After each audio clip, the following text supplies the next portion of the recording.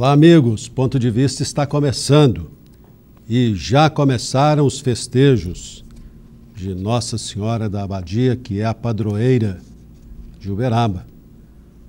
A festa, o clímax é no dia 15.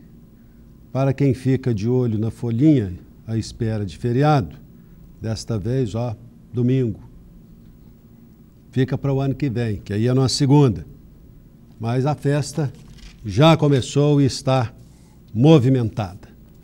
O Jornal da Manhã de hoje mostra em sua manchete o caso de um idoso de 70 anos acusado de tentar estuprar uma menina de 14 anos. Olha, é um caso absurdo.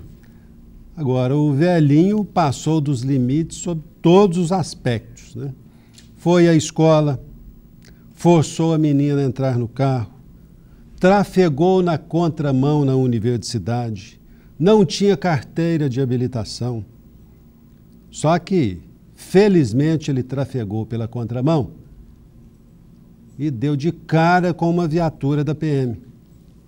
Em função de estar na contramão, policiais mandaram que ele parasse.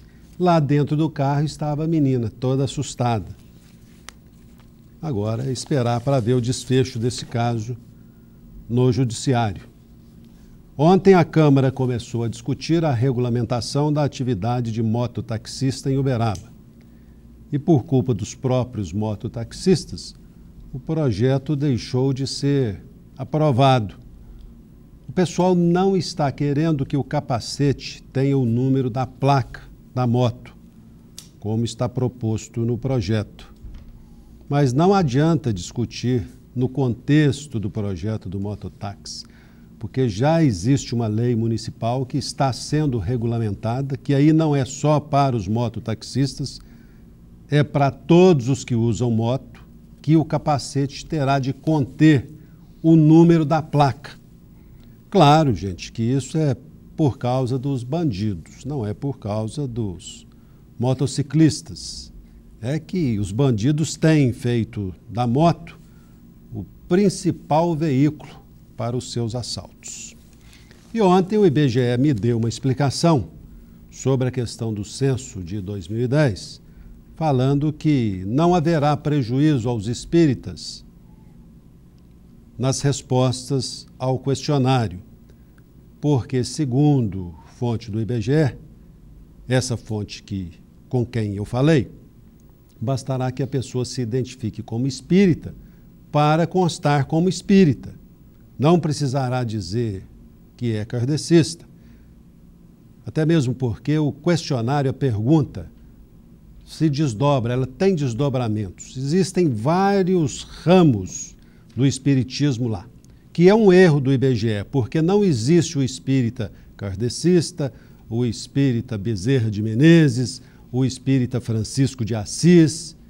Só existe como religião o espiritismo. E quem responder que é de Umbanda não entrará como espírita, mas sim como ubandista. O IBGE complica o questionário e depois as pessoas interpretam mal. Fazer o quê? E olha, faleceu ontem o ex-vereador, advogado, José Paulo Miguel. José Paulo estava com câncer já há alguns anos, sofria muito, e ontem veio a óbito. Os nossos pêsames à família do José Paulo. Professor Hamid, bom dia. Bom dia. Diz aqui o Jornal da Manhã de hoje que a Clínica Civil atenderá, a partir de agora, 100% pelo SUS. Por quê? O senhor sabe melhor do que eu que o paciente entra ou entrava como particular na Clínica Civil e era usada toda a estrutura do Hospital Escola para o atendimento desse paciente. É óbvio que havia um termo de ajustamento de conduta que já estava vencido, celebrado com o Ministério Público Federal, para que isso fosse dessa forma, para que algum dinheiro desse que entrava na Clínica Civil fosse também para o Hospital Escola. O senhor acha que isso é positivo ou negativo? O atendimento 100% SUS a partir de agora na Clínica Civil? Não, eu acho 100% positivo, porque a estrutura é federal, é pública, Logo, a utilização particular não devia acontecer. Embora até que os fins para os quais foi construída a clínica civil era de aproveitar esse dinheiro provindo de pessoas que podem pagar para utilizar dentro do hospital escola. Professor, quando a gente conhece muito bem a estrutura do serviço público, sempre vinha o questionamento em relação a esse uso do equipamento do hospital escola para o paciente particular internado no hospital da clínica, na clínica civil. De quem era a preferência na utilização de um equipamento lá em determinado momento? De quem estava internado pelo SUS no hospital escola ou de quem estava internado particular, no plano de saúde ou pagando do próprio bolso lá na clínica civil? Então, eu tenho dificuldade de responder essa pergunta, primeiro porque eu não observei esse fato. Mas quem quiser fazer a ilação, qualquer pessoa inteligente, ela pode fazer essa ilação, né? De quem é a preferência. Está respondido, professor. Olha, e eu não acredito que exista uma única pessoa que tenha visto ontem na televisão o quadro de todo o país decorrente da greve dos peritos do INSS. Extremamente revoltante. A gente chega à conclusão de que esse país realmente é um país feito para arrebentar com o pobre. Ninguém se preocupa com o pobre. Pessoas precisando de perícia médica, claro que por questões de saúde não conseguem trabalhar ou precisam voltar ao trabalho, e os peritos em greve há mais de 2 meses. E para os nossos gestores é como se não estivesse acontecendo absolutamente nada, né?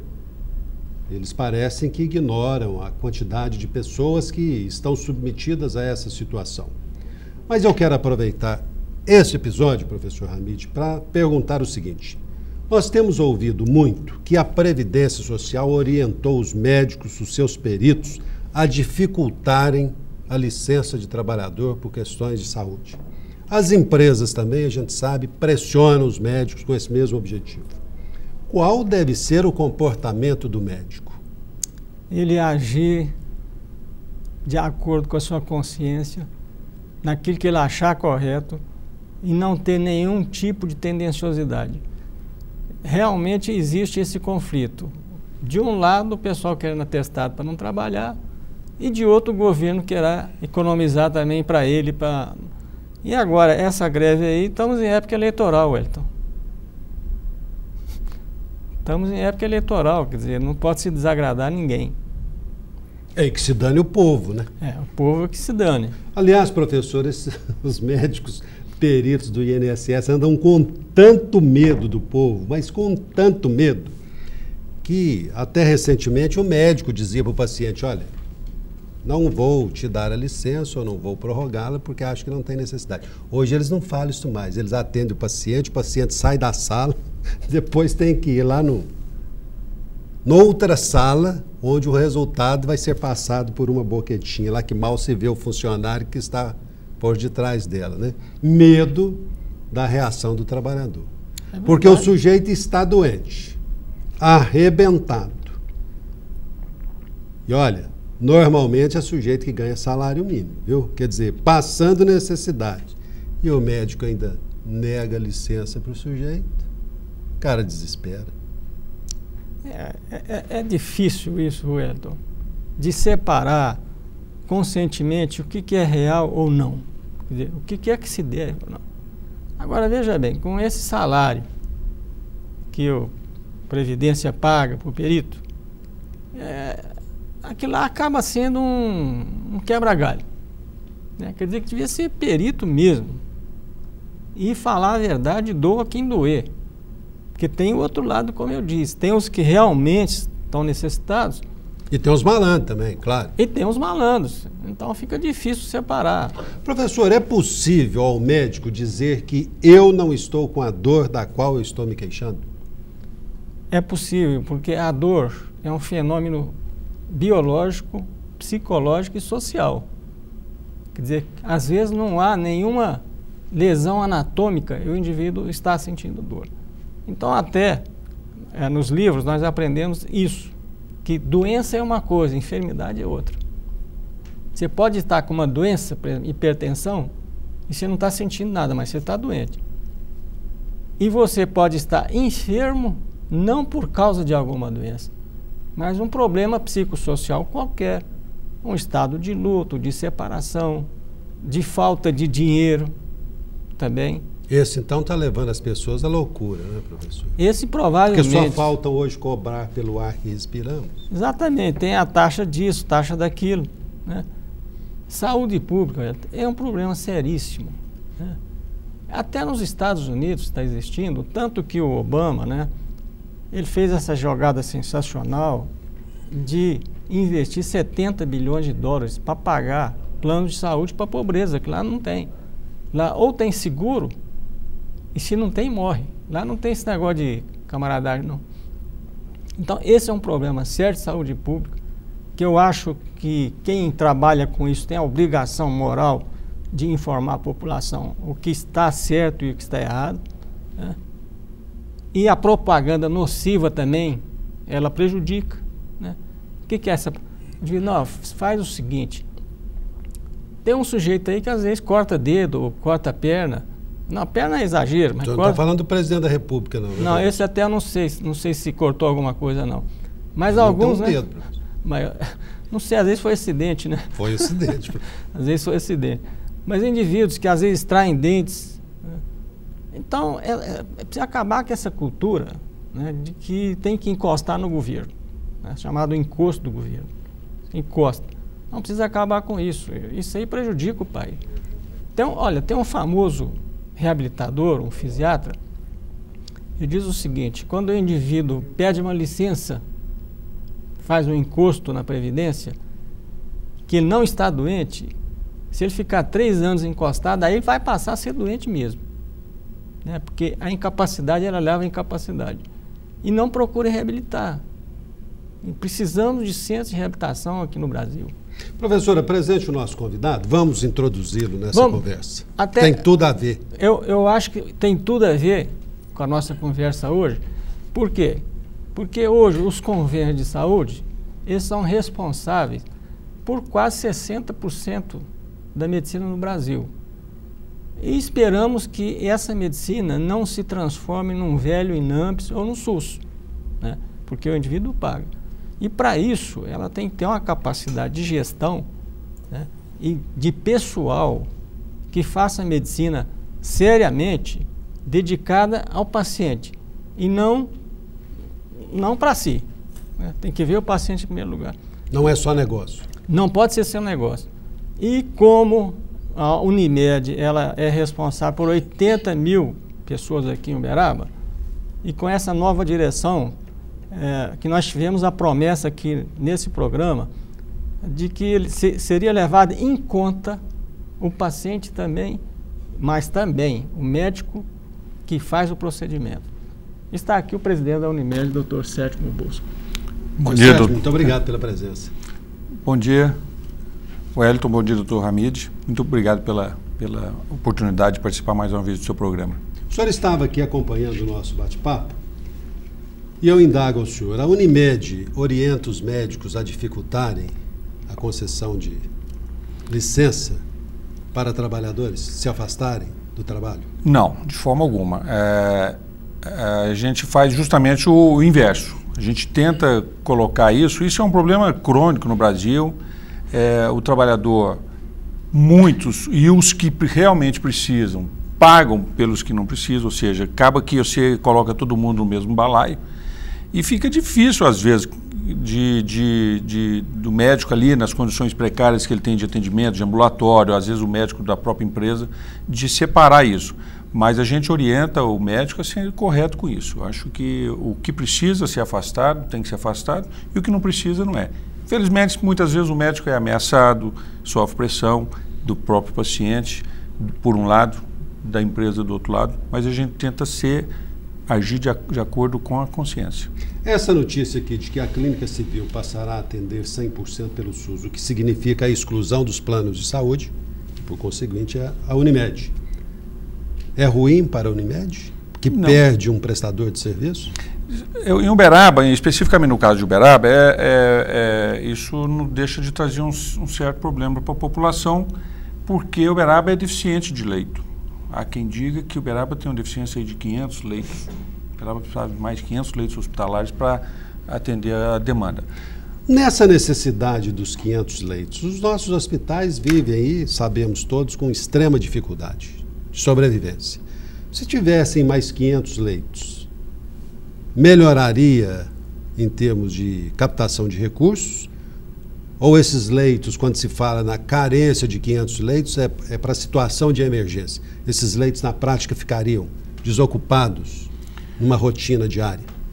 Não, eu acho que a questão da saúde ela é crônica também, é deficitária. Enquanto não se estabelecer regras para um punhado de coisas dentro da saúde, o sistema de saúde brasileiro vai viver dessa forma. Eu digo isso porque o custo assistencial hoje é muito caro, tanto faz ele ser privado ou público, o custo da assistência é muito alto, e o governo não consegue, nós como empresa privada, uma cooperativa, também temos muitas dificuldades de conter isso. O nosso maior objetivo, o nosso maior desafio é conter o alto custo da saúde. A medicina hoje é muito cara. Então, nós temos tentado fazer algumas parcerias com a rede pública, Secretaria de Saúde, passando informações para eles passando informações para a gente, para que a gente possa trabalhar junto. Mas é muito difícil. A indústria que está por trás disso, a indústria de material, de medicamentos, materiais especiais, órteses, próteses, essas coisas, é muito forte, muito violenta. Nesse contexto, Elton, aproveitando aqui, Uberaba, há 60 anos atrás, tinha mais hospitais do que hoje. Fecharam vários hospitais em Uberaba. Por que razão? Também é óbvio. Falta de recursos, o SUS pagava muito mal, reduziu o número de leitos. Hoje é difícil se internar, mesmo particular, não sendo urgência, em qualquer hospital de Uberaba. E isso carrega consigo uma coisa grave.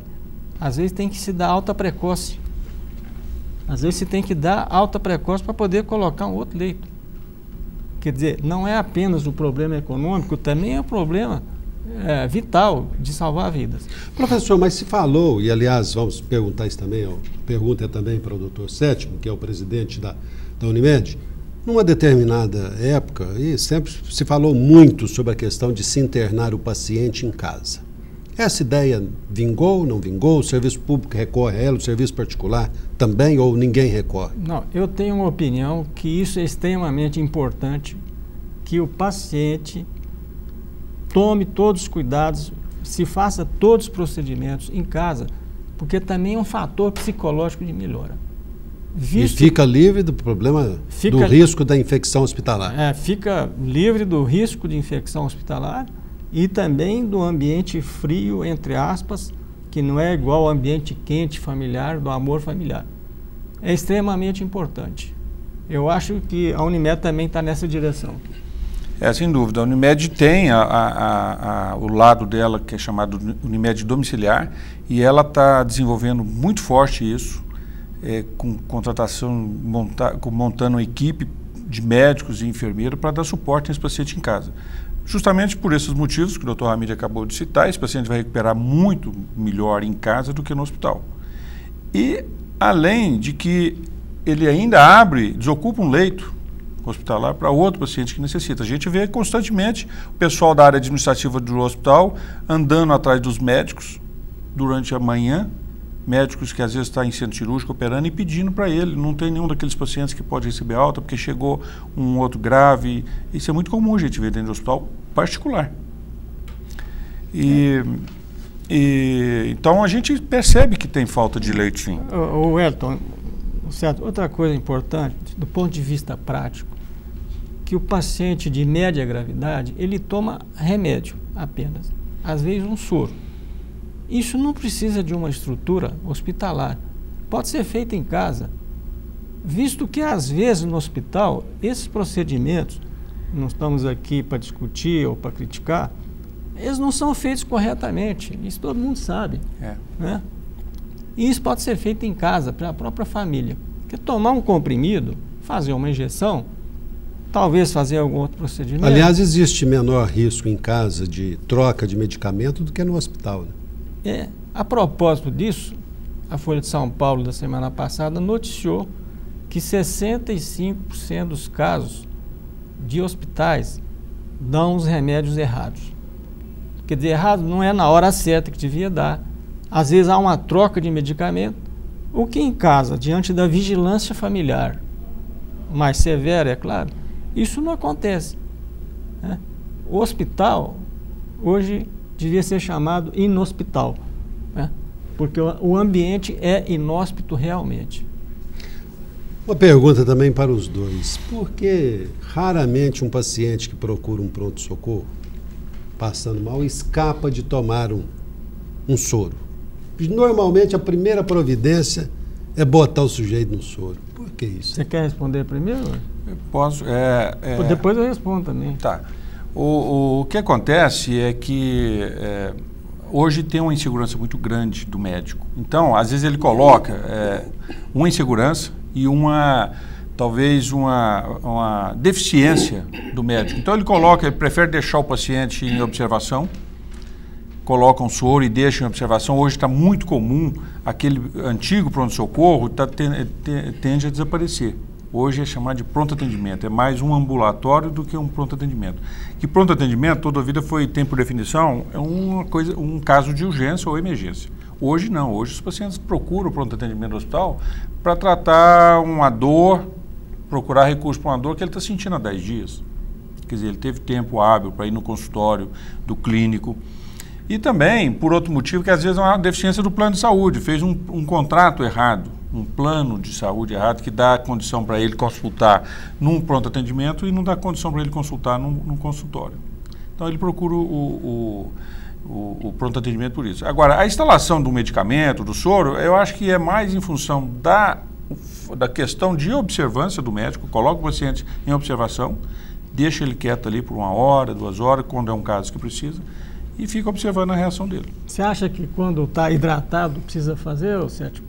Você está hidratado, né, fortinho e tal? Não, não precisa. Não tem necessidade de fazer o soro, né? Ele poderia medicar, orientar o paciente a procurar um consultório médico e tratar. Ele também está tomando tempo, gastando dinheiro desnecessariamente. E ele poderia ser encaminhado por um consultório, ser tratado durante o horário normal. Ou seja, nem sempre há necessidade do sorinho. Em médio virtus, famoso provérbio latino, a virtude está no meio. Menos soro, né, não quer dizer que vai fazer mal. Quer dizer, pode ser com menos soro. Na necessidade, se o indivíduo estiver desidratado é quando há perda de líquidos orgânicos, e o diagnóstico é facílimo, é botar a língua para fora, ver se ela está seca. Aí sim. Ou o indivíduo que está com diarreia. Agora, para manter veia, Sétimo, eu não sei se precisa fazer soro, a não ser em caso de doença grave. Convulsão, por exemplo.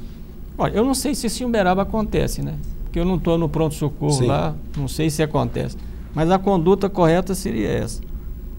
Mesmo porque, nos clássicos livros de farmacologia, reza o seguinte: quando você puder dar remédio pela boca, o faça. Quando puder dar pelo músculo e não pode ser pela boca, o faça. A última opção é injetar por via venosa. Nós vamos a um rápido intervalo e voltaremos em instantes. Apoio Cultural Unimed. O melhor plano de saúde é viver. O segundo melhor é Unimed. Nós estamos com uma telespectadora aqui no telefone, claro que não vamos colocá-la no ar, que temos evitado isso às quintas-feiras por causa daquele aspecto de que médico não pode dar consulta por telefone nem na televisão, né? Mas nesse período eleitoral, em todos os nossos programas, o telefone não é levado ao ar por medida de cautela, porque a legislação eleitoral é muito rigorosa, sobretudo em cima dos veículos de comunicação. Mas a telespectadora quer saber do Dr. Sétimo Bosco, que é o presidente da Unimed, se há um tempo limite para que o médico conveniado programe uma consulta. Detalhando, é um assunto que nós já abordamos aqui com o professor Hamid. Quando você chega a um consultório médico, ou telefona, que isso é mais comum por telefone, pedindo a marcação de uma consulta, a primeira coisa que a recepcionista fala, antes mesmo de te dizer boa tarde, é particular ou convênio. Se for particular, às vezes a consulta sai no mesmo dia. Se for convênio, normalmente para um mês depois, 2 meses e assim por diante. Há um prazo limite para isso, doutor Sétimo, dentro da Unimed? Não existe prazo de lei que fala nessa questão de marcação de consulta. A gente tem pedido, e nesse caso especificamente eu peço que a contribuinte, a usuária do plano de saúde, comunique, tenha o serviço de atendimento ao consumidor na Unimed e faça a denúncia. A Unimed está investigando, está indo atrás, isso não pode acontecer. O cliente que comprou o plano de saúde tem que ser atendido. É claro que nós não temos a condição e o direito de entrar na agenda do médico. O médico é responsável pela agenda dele. Mas do momento que ele é cooperado e ele se compromete a atender o plano de saúde, nesse caso específico a Unimed, ele vai adequando. Mas quando o médico, quando o médico faz o contrato com a Unimed, ele estipula que atenderá no máximo X pacientes por dia? Não. Quer dizer, isso é aberto? Isso é aberto. Então eu posso, como beneficiário de um plano de saúde, ligar para o consultório e, diante da pergunta se é particular ou se é convênio, eu dizer é particular. Porque aí a consulta é marcada imediatamente. E chegar lá na hora do atendimento, mostrar a carteirinha da Unimed e dizer, não, quero a consulta pela Unimed. Na verdade, o que acontece? O médico, como os valores hoje de consultas pagos pelos operadores de plano de saúde é muito baixo, é lógico que o médico tende a privilegiar a consulta particular. A diferença é grande, é de 5 vezes. É 1/5 a consulta hoje que os planos de saúde pagam para o médico no consultório. Então, a grande maioria dos médicos tem contratos com universidades, outros médicos estão fazendo pós-graduação, defendendo tese, mestrado, e eles têm os outros compromissos, eles limitam. Quando essa diferença de marcação de consulta é muito grande, a gente observa que às vezes, eu não vou dizer má fé, mas é tendencioso a marcar como particular. E aí a gente chama o cooperado, conversa com ele, pede para que isso não aconteça. Infelizmente, nós não temos lei. A ANS hoje, que é a Agência Nacional de Saúde, ela está querendo estabelecer alguns limites para isso. Ela está tentando estabelecer alguns limites para que esse médico atenda dentro de um prazo, mas ainda não está marcado, não tem prazo marcado para isso. E ainda tem acontecido de a Unimed chamar o médico e ter apresentado essa queixa para ele? Sem dúvida. A Unimed faz isso com o médico cooperado, né? O nosso médico é cooperado, ele é dono da Unimed, e a gente chama e fala que teve a reclamação e tenta corrigir essas distorções. Que ele vai privilegiar o particular sempre vai acontecer. A gente só quer que essa diferença não seja tão grande. Houve uma determinada época em que a Unimed detectou que cerca de 80% dos exames de laboratório pedidos para uma determinada especialidade eram desnecessários, pedidos pelos médicos cooperados. Isso ainda está acontecendo, de pedidos exagerados de exames. É bom esclarecer aqui para o nosso telespectador, sobretudo para as pessoas que têm plano de saúde, porque, num primeiro momento, talvez a reação da pessoa seja, eu estou pagando, por que ficar pedindo para não requisitar exames? Mas, na verdade, isso pesa muito mais no plano dela. E eu tenho uma contraprova a isso daqui um pouco. Perfeito. Então, a função da Unimed não é isso, mesmo porque legalmente a Unimed não pode fazer isso. Ela não pode cercear o médico de pedir exames de acordo com o Conselho Federal de Medicina. O médico tem todo o direito de pedir os exames, de agir de acordo com a formação dele. O que nós nessa administração, estamos fazendo na Unimed de uma forma muito forte, é fazer o médico, dar respaldo para ele sabe disso, respaldo para que ele use os meios que ele tem para fazer diagnóstico e tratar o paciente de uma forma sem jogar pelo ralo. Pedir exames desnecessariamente, entendeu? Indicar uma cirurgia desnecessária. Então, esse é o trabalho que nós estamos fazendo. E estamos colhendo resultados já. Já estamos colhendo resultados. Então, existem essas situações de pedidos exagerados de exame, de cirurgias que não deveriam ser programadas? Existe. Por 2 motivos. Primeiro, que a indústria que está por trás disso, que faz questão que exista esse excesso de exames, a tecnologia e a própria deficiência na formação do médico. Hoje, eu vi um trabalho recente que no estado de São Paulo, 60% dos médicos que iam receber diploma agora no meio do ano, eles não tinham... Isso é altamente assustador. Nós estamos falando do estado mais desenvolvido... Foram reprovados, né? Foram reprovados. E nós estamos falando do estado mais desenvolvido do Brasil, isso é no estado de São Paulo. 60% dos médicos não tinham condição de receber. Eles receberam o diploma agora em julho. E eles estão no mercado de trabalho. Desses médicos que formam, menos da metade tem chance de fazer uma especialização, uma residência médica, que é mais uma formação, mais 3 ou 4 anos. Não tem vaga para esses. Então, esses médicos que não conseguem, em torno de 52%, 53% desses médicos que não conseguem vaga em residência, eles vão sair, vão para a rede pública, ou vão montar consultório e vão estar por aí, sem condição. Então, a deficiência começa lá atrás, é muito maior do que a gente imagina. Entendeu? Abrir faculdade de medicina troco de nada, faculdade que não tem condição de treinar, não tem professores adequados, com formação, não tem hospital e escola para os alunos treinarem, formam esses profissionais que amanhã vão sair e vão ficar pedindo exames à torta e à direita. Esses cursos particulares de medicina exigem que os professores tenham mais do que graduação simplesmente? Exigem, eu não sei se todas exigem, né? Em Uberaba exigem. Nós temos um curso o federal exige e o particular também exige, mas eu não sei nas outras cidades se tem essa exigência. Professor, o senhor queria comentar algo sobre os exames, os exageros? Eu queria dizer que o calcanhar de Aquiles dos planos de saúde, viu, Sérgio, é remuneração. Quer dizer, a partir do momento em que essa remuneração melhore, é evidente que o atendimento vai melhorar. Esse é o primeiro ponto. O segundo ponto, é preciso atualização médica, reciclagem médica, porque se ele tiver reciclado e tiver segurança naquilo que ele faz, ele não vai pedir exame desnecessário, ele não vai.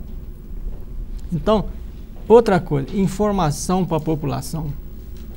O pessoal tem que estar informado, porque ele não vai exigir aquilo que é indevido. A prova está aí.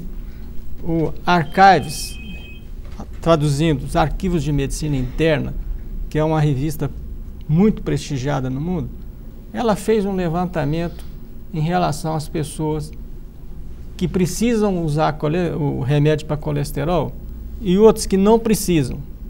E viu o seguinte, que o número de mortalidade em ambos os grupos foi o mesmo. O que significa isso?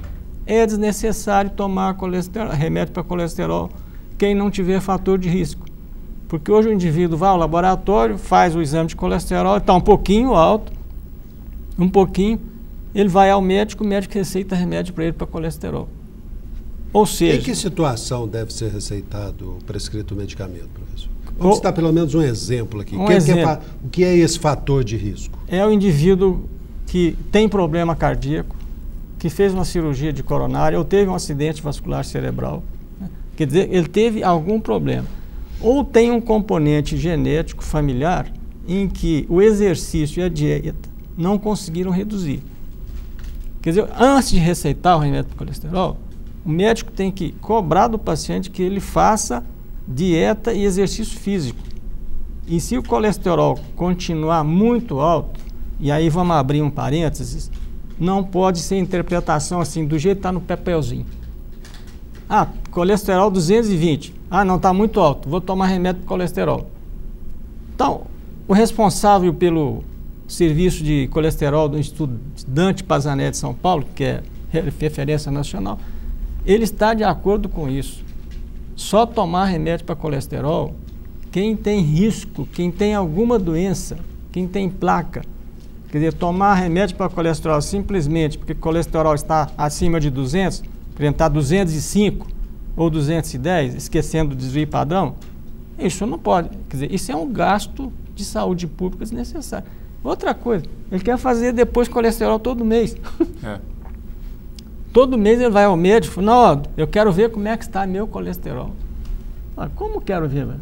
Sem dúvida. Não há necessidade. Não há necessidade. E aí a Unimed, ela vai arcar com esse gasto desnecessário do exame e outros exames que o sujeito quer pedir depois. Não, quero fazer um check-up agora. Agora, por outro lado, eu entendo que deve ser realmente muito difícil chegar a um denominador comum sobre essas situações, porque o médico também fica numa situação complicada, porque se às vezes ele não pede um determinado exame, e daí a 1 ano, 2 anos, se detecta que o paciente estava com uma doença desde aquela época, ele fica também de saia justa e sujeito a uma ação judicial. Aí, se ele tiver estribado em regras de guias oficiais, como é este, o médico não paga o pato. Né? Mas há, independentemente do aspecto jurídico, há o aspecto de opinião pública. Né? Porque na medida em que se sabe que um médico, às vezes, deixou de detectar uma doença que o paciente já tinha, esse sujeito já cai na vala comum daqueles que não devem ser procurados. Eu tenho a resposta. Nenhum exame de laboratório é superior ao exame clínico. Se isso acontecer alguma coisa com o indivíduo, é porque ele não foi examinado corretamente. Porque um cardiologista de projeção, ele sabe o que está fazendo. Né? A medicina defensiva é muito praticada nos Estados Unidos e por isso que ela é cara. É para defender de processo. Agora, se ele tiver a contraprova, não. Eu não pedi porque está escrito aqui na ficha que naquele momento ele não precisava. Agora, depois de 2 anos, ninguém tem futurismo na cabeça. Aliás, professor, eu conheço perfeitamente a opinião do senhor sobre o diagnóstico, mas eu quero perguntar para o doutor Sétimo, né, que vive aí dentro dos hospitais por essa situação de anestesista e agora como presidente da Unimed. O diagnóstico realmente está acima de exames de laboratório, diagnóstico clínico? Sem dúvida. O diagnóstico sempre vai ser, quer dizer, na minha geração nós aprendemos isso com os professores, Dr. Hamid e tantos outros, mas isso tem caído por terra. Por deficiência, como eu disse anteriormente, deficiência dos próprios professores atuais, pelas próprias faculdades, não sei, grade curricular, eu não sei o que interfere nisso, eu não faço parte, mas eu acho que o diagnóstico a mão do médico é soberana, o diagnóstico clínico tinha que estar acima de tudo, não está. Sétimo, um dos fatores também que contribuiu para o diagnóstico da mão do clínico foi o exagero de pedido de exame complementar, porque o sujeito acha que vai diagnosticar pelo exame. Ele não diagnostica pelo exame. Professor, aliás, é difícil ver um laboratório de análises clínicas falir, né? Eu nunca vi, não. Acho que só um aqui em Uberaba. Só acho que não vi, né? E a gente, do outro lado, vê muitos médicos aí em situação financeira que não é à altura do status que possui, né? As portinhas acanhadas, os consultórios com os sofás rasgados, mas em laboratório a gente não percebe isso. Para um bom entendedor, uma palavra basta. Então nós vamos a mais um rápido intervalo e voltaremos em instantes.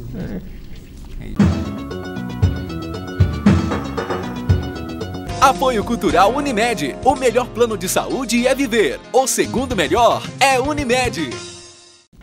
Ponto de Vista está de volta. Nós estamos conversando com o Dr. Sétimo Bósculo, que é o presidente da Unimed, Bósculo Neto. E com o professor Hamid Alexandre Cecim, que é o consultor deste programa. Olha, para os profissionais de saúde, na festa da Abadia, hoje, a celebração exatamente de hoje é voltada para os profissionais da saúde. E haverá também a saída da Romaria do Paizinho.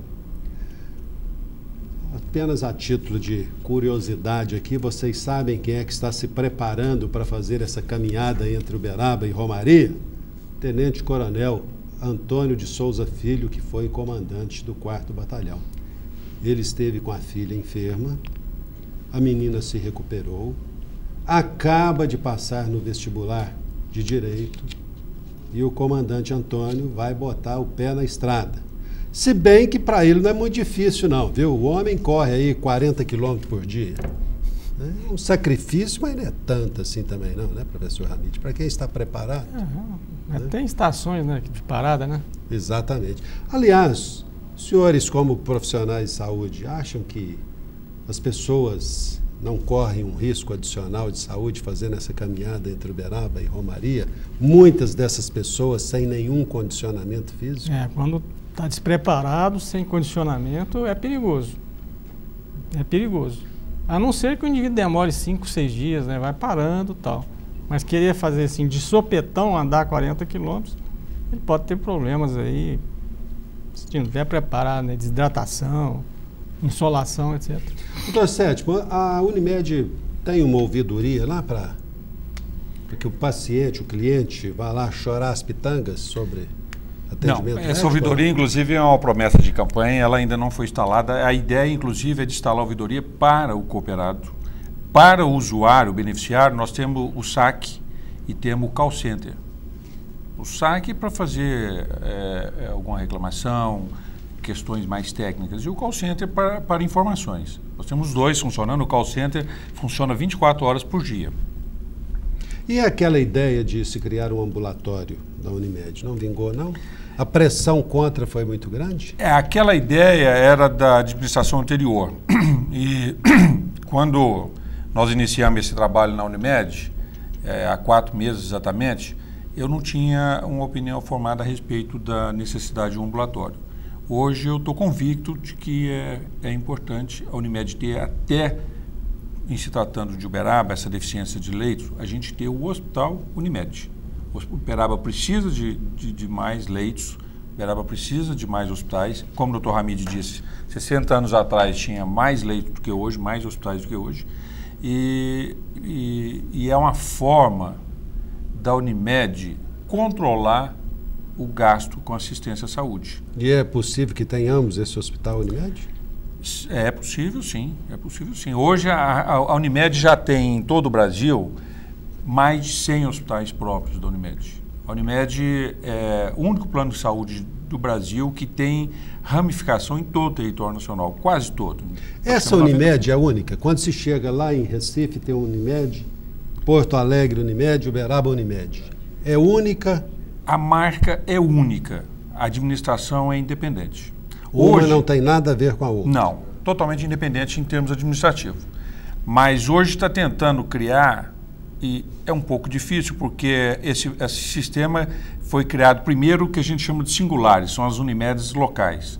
A primeira que foi criada foi em Santos, em 1967. A de Uberaba foi fundada em 71. E o Dr. Hamid fez parte da primeira diretoria. Então a nossa é uma das mais antigas do Brasil. Antigas do Brasil. A nossa está completando o ano que vem 40 anos de existência. E essa antiguidade significa qualidade ou não?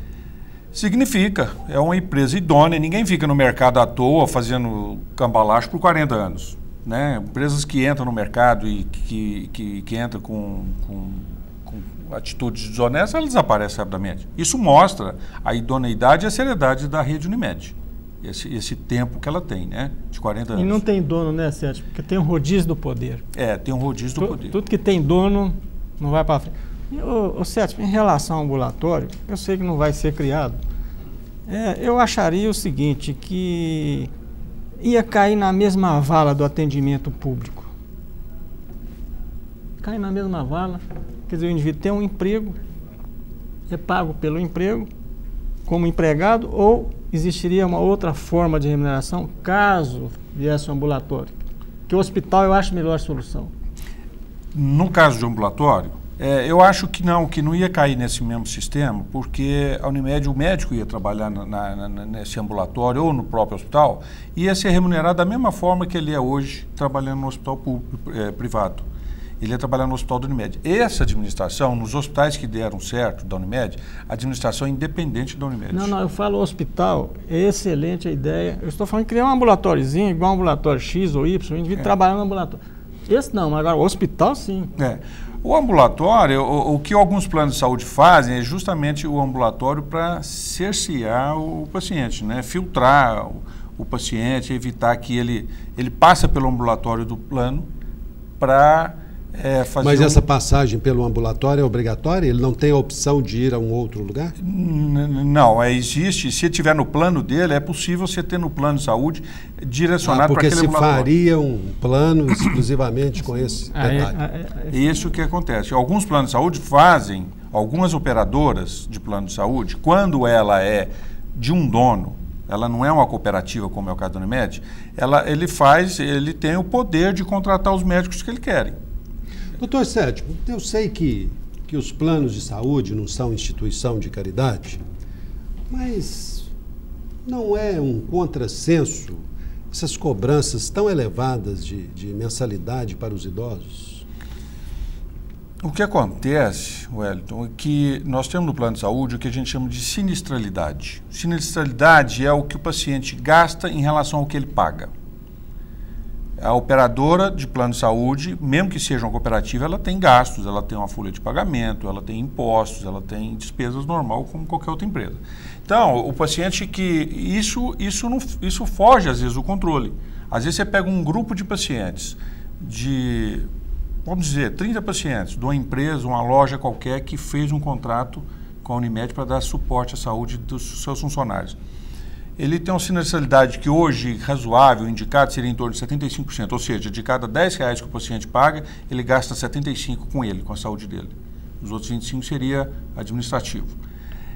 Mas isso extrapola, às vezes, por uma doença grave. Ninguém sabe como, né, a gente não tem previsão disso. Uma paciente no meio desse grupo de 30 que tem um câncer, que tem uma doença grave, que é caro o tratamento, ela compromete aquele plano por 2, 3, 4, 5 anos. Você tem um plano de saúde que está dando prejuízo para a Unimed durante 2, 3, 4 anos.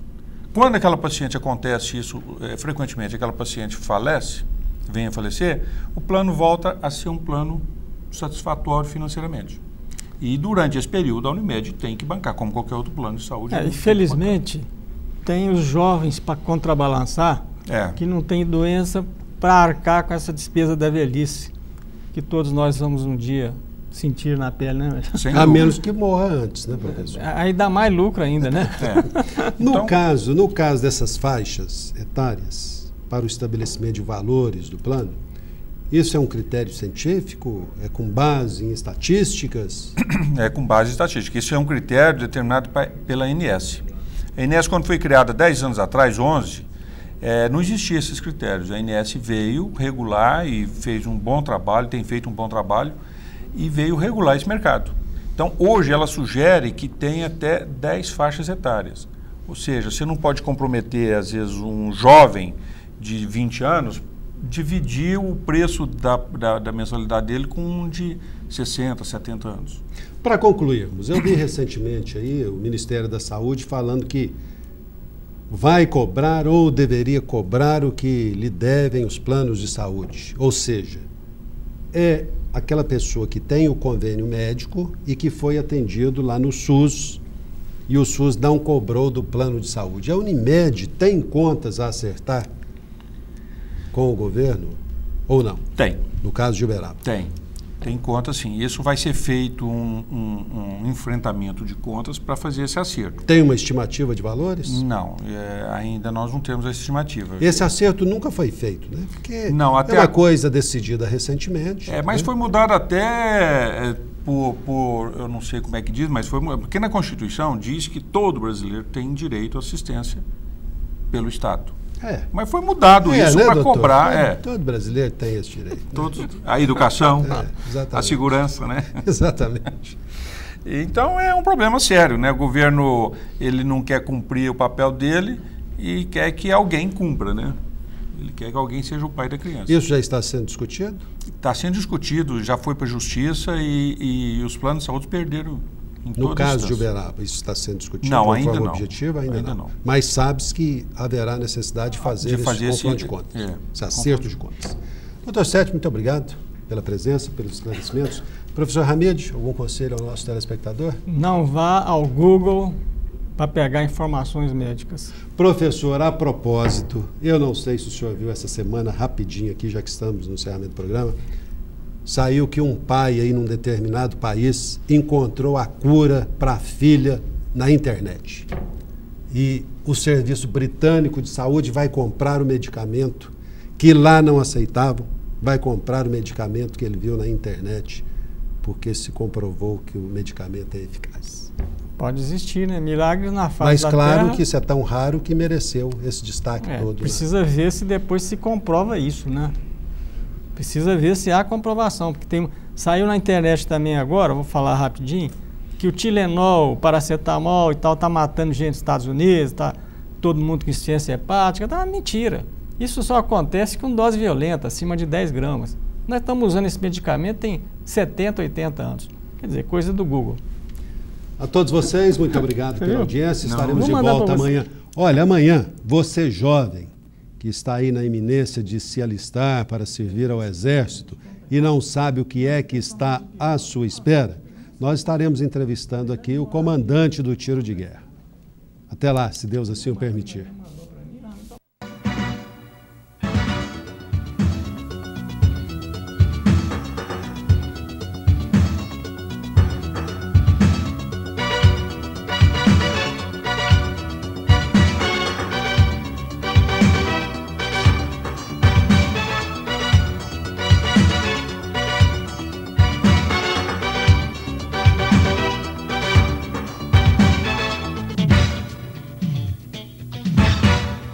Apoio Cultural Unimed. O melhor plano de saúde é viver. O segundo melhor é Unimed.